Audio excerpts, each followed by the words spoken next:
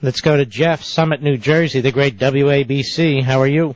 Well, I suppose under the circumstances, Mark, I'm okay. All I can say is thank God that we have somebody like you. There is no better advocate for freedom and for liberty and for constitutionality than you.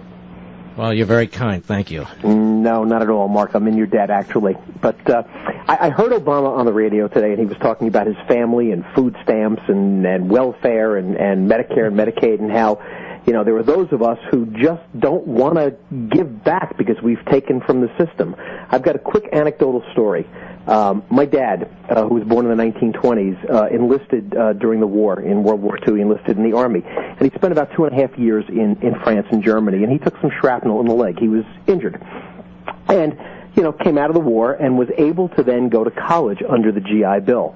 And because my dad was able to go to college and then eventually go to dental school, clearly my brother and my sister and I, our family, had a little advantage. We didn't quite grow up the way my dad did. And now because I was able to go to a better school and I was able to attend law school, now my kids are going to have an advantage.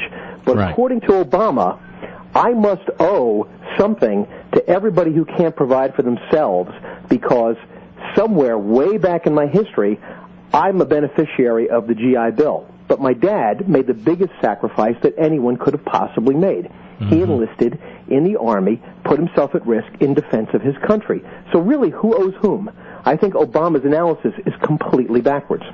Well said. Well said. Thank you for your call. And how much do we owe the government for the right to live in this country? Isn't that what we're talking about? I'm going to be honest with you. I have paid this last month millions of dollars in taxes. I'm glad I have the money to do it, but I'm thinking to myself, doesn't that pay for food stamps and unemployment and all that? I mean, where does that money go? Where does all of your money go? I don't understand. I don't understand how he can possibly say that we want to do away with food stamps and unemployment. Where does this money go?